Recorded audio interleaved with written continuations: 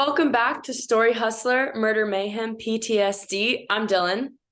I'm Mike, and we're still doing this sort of global thing. You're on Across the super, globe. you're still on super secret sabbatical in Great Britain. If it's super secret, why'd you just give away my location? I'm not very good at this. Anyhow, nice to see you again. Nice to see you. Well, Okay, and we're back with more breaking news. I don't know if it's breaking. I feel like it broke, but it's still very pressing current issue.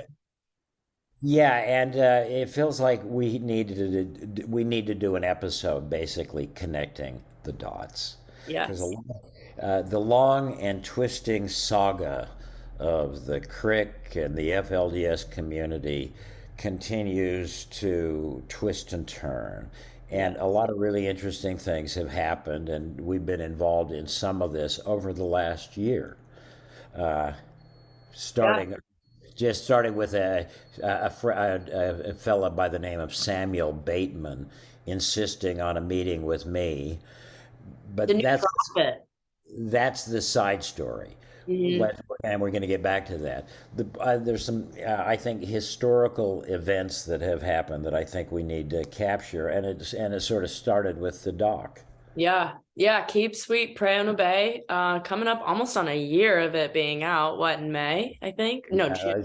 June. Yeah, So right. Keep Sweet, Pray and Obey dropped last June. And for those of you who haven't seen it, it is a mini series basically of the history of the FLDS Church and the prophet Warren Jeffs, how he rose to power, how his demise eventually, that and yeah, just kind of like the backstory of many people who were involved in that community who have since gotten out. And And it's it pretty did good. seem like a history lesson and like it was in the past. And it's interesting that you couch it that way because I think they did a great job with that Netflix doc, Keep Mm-hmm. Sweet, Pray and Obey. We had a small hand role in it. Lots of You, people not me. suddenly, well, you know this, you lived the story through me, so yeah, I feel like it's part of your legacy.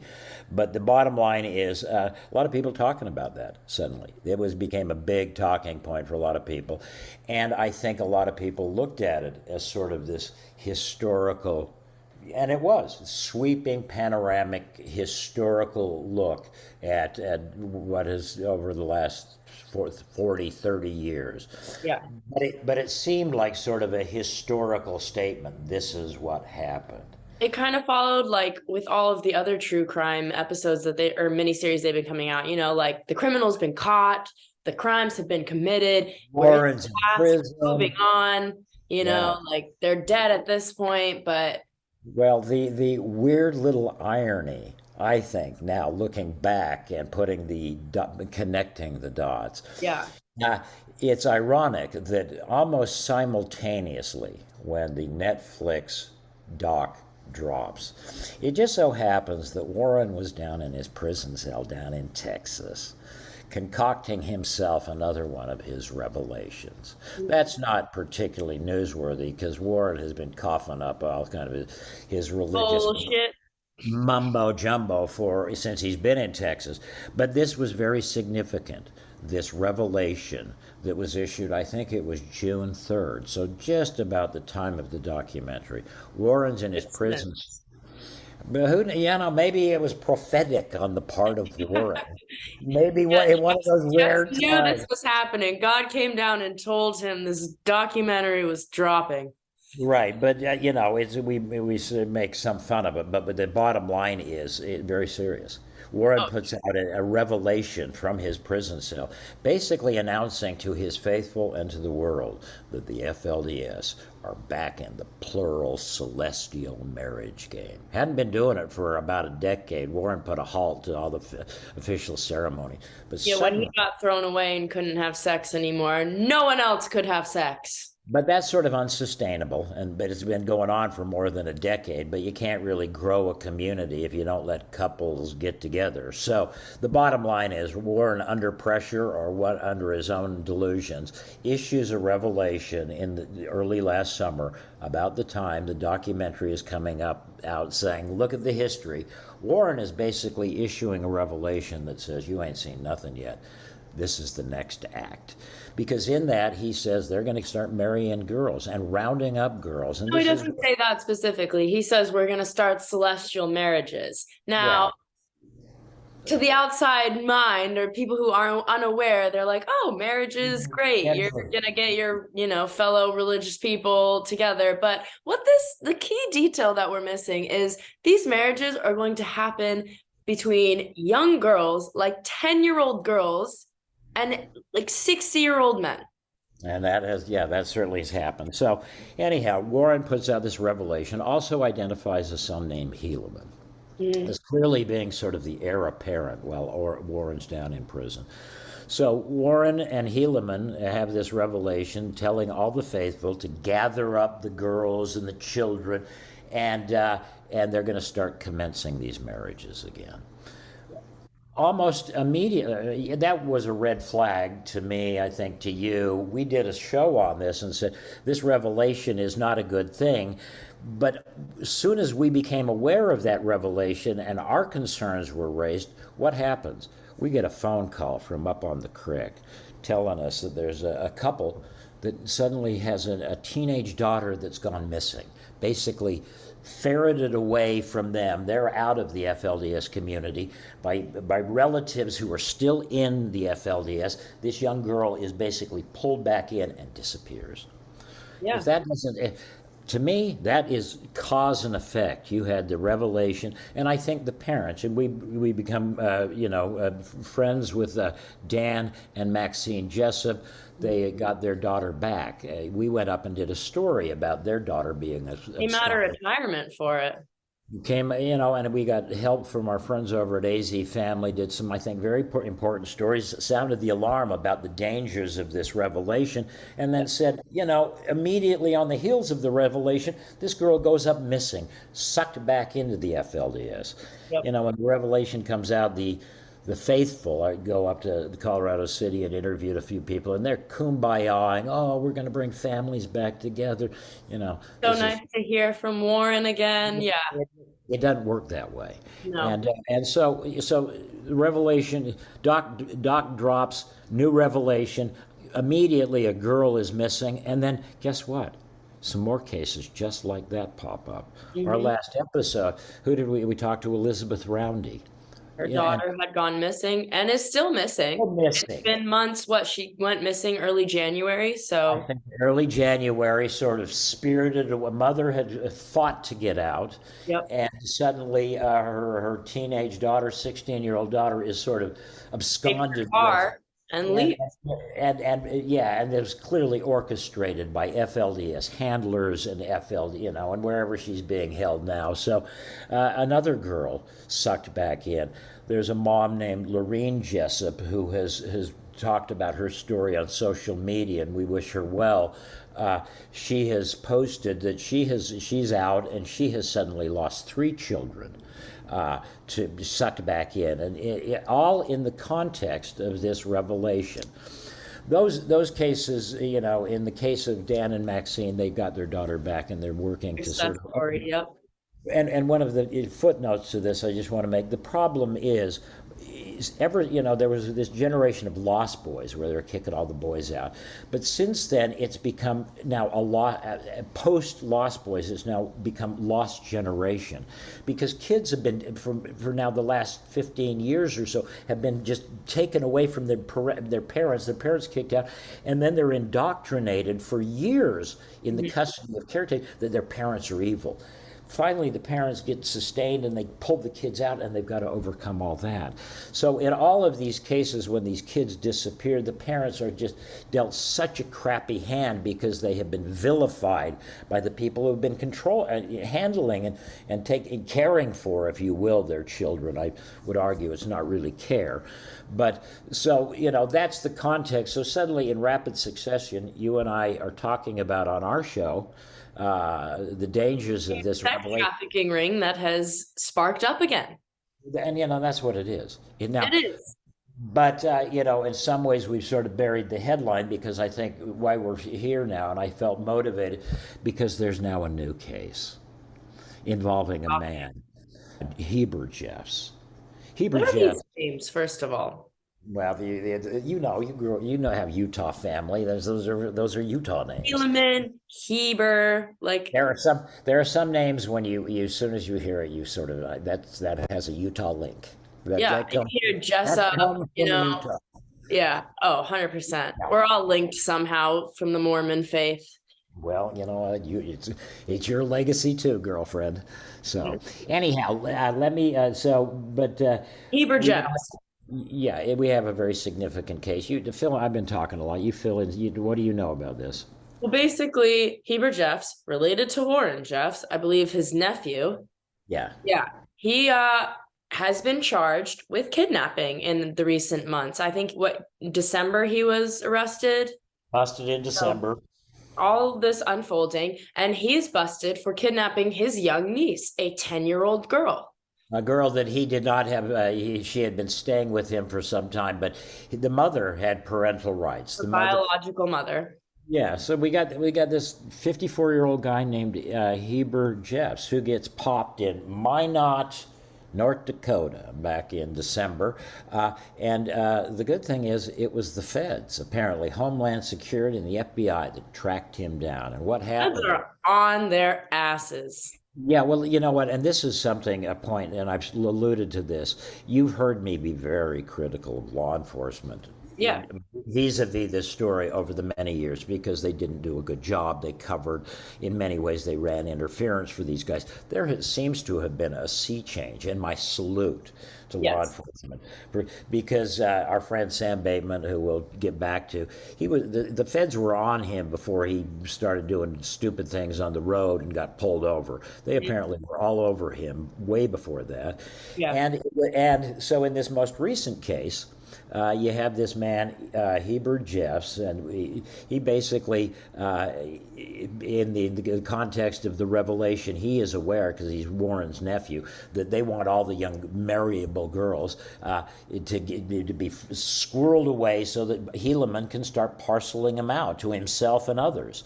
And that's the way it's going to work. And so Warren's nephew, Heber, has access to this 10-year-old niece of his, and he knows they're looking for her, and he takes her over to North Dakota. The feds track him down, Homeland Security and the FBI, God bless them. And they bust him there, and now he has been extradited back to Piute County, Utah, where he is facing a kidnapping charge. One of the most important things that you're not saying is he was instructed to kidnap this girl from Warren Jeffs and Helaman Jeffs. Warren is still behind bars, mind you, prison in Texas. And he has ordered this man, like he's somehow still in charge. That's the linchpin. This is why this is so important, because it's certainly, you've got a whole series of children abducted, kidnapped, running away, all under the auspices and the encouragement of Warren, his thugs, and this revelation. Mm-hmm. Now you have a Jeffs family member facing a kidnapping charge, and in the charging documents, the way it's been presented to me, as you rightly note, apparently the prosecutor there is a guy who clearly knows what he's doing, Scott Burns, the county attorney in Piute. When they extradited Heber, he was in court saying, basically alleging that he was acting at the instruction of Helaman and Warren, and referenced the revelation. And he's a smart attorney, I'm sure. That is conjuring. That is certainly laying the groundwork for conspiracy charges. Yeah.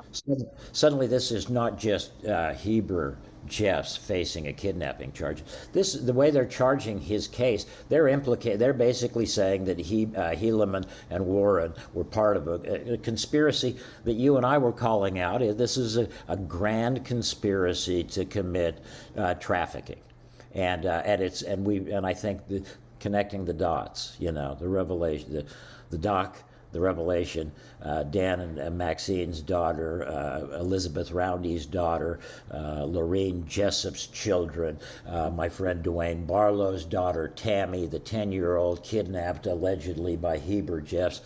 Connecting those dots, I think, and I'm aware of, I've talked to a number of people, and they're aware of at least two other families that are similar situations. So this is a half dozen that And we those are know. just the high profile cases. There, I'm sure, are girls and young kids that are just going undocumented that this is happening to right now.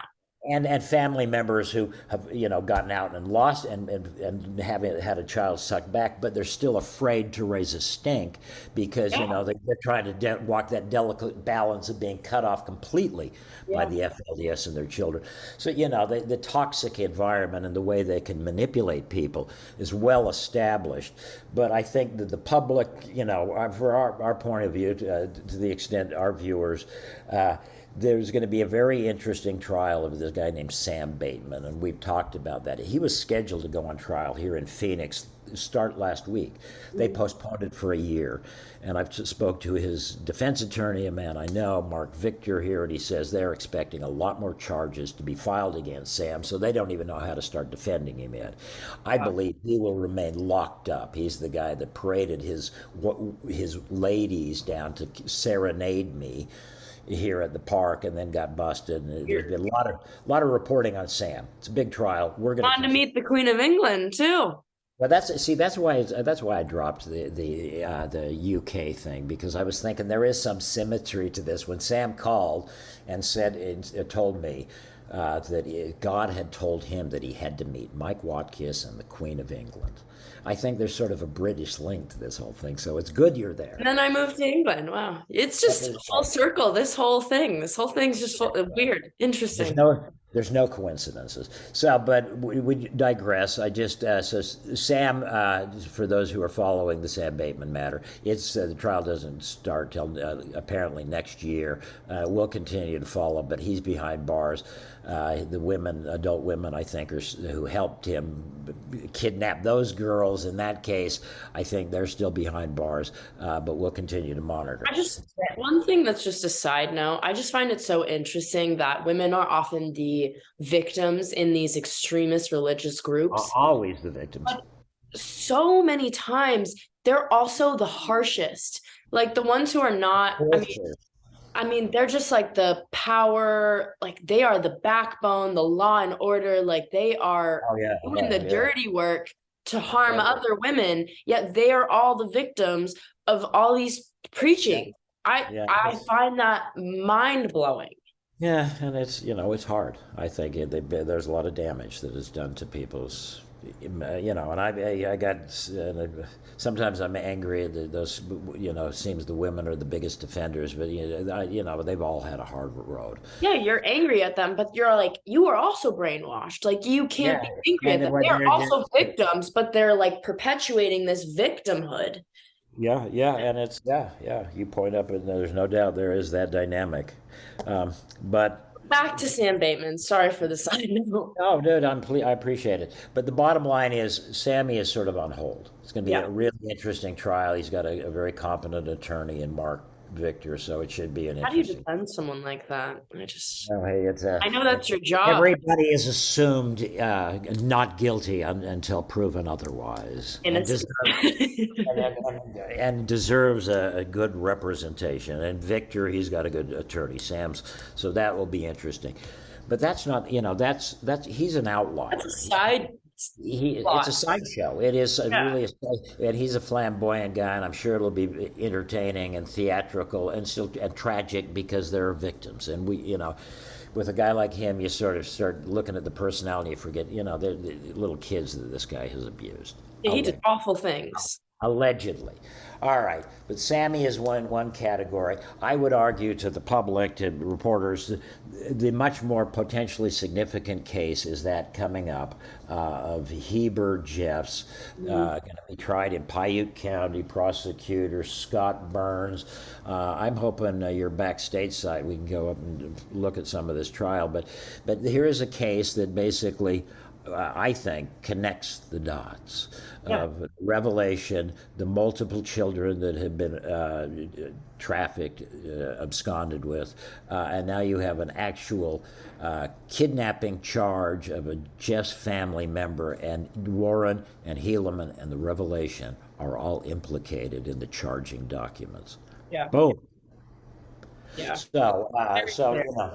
yeah, I don't know. It's just been an interesting year for us. I mean, Warren's never coming out. What, he's got like hundreds of years behind bars, And like, and yeah, they might yeah, tack on more. yeah. And I would say, I would argue strongly if what they're saying is, I hope they prosecute his scrawny, you know what, a lot more, drop another 20 years on top of his infinity. And I think the more interesting thing is, if what they're saying is true, it certainly seems, to my judgment, put young Helaman in Yeah. certainly within the allegations of some criminal conspiracy to commit interstate trafficking. Yeah. I mean, I know it might seem contrary. I'm not against religion.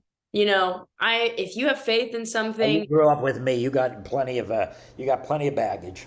Exactly, which is why I have to like preface this like I'm not against religion and I understand why people have faith. Life is weird. There are many questions, and if faith gives you some sort of purpose, like so be it. Have faith. What I have an issue is like mindlessly following these religious institutions. I have nothing against people who follow the FLDS. If that's what you want to follow, if that's how you want to live your life, so be it. Don't force it on these little kids. Let them choose when they're of age Yeah, for to do kids. this. But also, I just think you have to start taking note that when your prophets, the so-called highest power of these earthly beings, are always doing criminal things, I feel like you have to take a step back and be like, hey, maybe this is not a good group of people. Well, in the dystopia that we live in, most of the people that should hear that will never hear that. So Or they'll that's hear it and it'll go right over their heads because it's not and the they'll right be saying, yeah, school. because you're, because we're wicked people and this is a wicked thing, and it's easy to and that's what it's hard, and this has allowed me to talk to a bunch of people whose families are directly involved at one level or another, and I do feel a great deal of sympathy because I've never met Oh, anybody yeah. who doesn't, and nobody gets out of there without some scars. And honestly, talking to Dan and Maxine and Elizabeth, they're some of the nicest people I've ever spoken with. And I spoke to both those parties yesterday and just wanted an update on their children. Elizabeth is still heartsick and wants to get Elentra back and has not gotten her back. She's up in Idaho. Elizabeth's mom is up in Idaho. And Dan and Maxine are, doing the best to undo the damage and make their family work again. And apparently just got back from a family vacation and had a nice time. So, That's awesome. we're trying. Yeah, yeah, it's awesome. That's awesome. So, they're little. Yeah, Flora Jessup one told me, it gets better one child at a time. And, a lot of profound people I met along the way and who knew a lot of stuff, but one child at a time. Anyhow, we'll keep our eyes. We promise we will keep our eyes on Yeah, this we will keep Heber bringing Jeffs. updates. Oh, Yeah, God, it's yeah, just craziness. And you yeah. got Samuel Bateman who thinks he's the prophet. Everybody thinks they're the prophet. So how can there be a prophet? Well, and that's that nice part of this theology. Any kind of crackpot can suddenly stand up and plant his flag and say, "I'm the prophet." Every religion thinks they have the right answers. So what religion actually has the right answers? Well, now we go. We go beyond our scope in our. Pondering the deeper meanings of life. Yeah, We're let's. not qualified. I don't know about you, but I'm certainly not. Anyhow, so I appreciate you. We're just connecting the dots, and Yeah, next time we do one of these, maybe we can sit next to I'll the be home. cut out dummy in the corner again, and Go back to our regular set. Yeah, no, that'll be good. Yeah, So be just a little safe. update, but thanks for tuning in. Like and subscribe. Always forget to I will say do that. that. Yeah, yeah. And you know what? We are getting some subscribers now and people making comments. We're trying to get some coherent flow, certainly in this last season. It's whether I want to or not. I get calls from the crick all the time, and we are sort of to the extent we can share what knowledge we have. I want to do that with our subscribers. We Yeah. appreciate them and people who tune in. Yeah. Thank you. All Thank right. you. Well, signing off again. Murder Mayhem Yeah. PTSD. Cheers, mate. Cheers. Yeah. All right. I'll Signing see you. off. I'm Dylan, I'm Mike. Have a great evening. Story Hustler.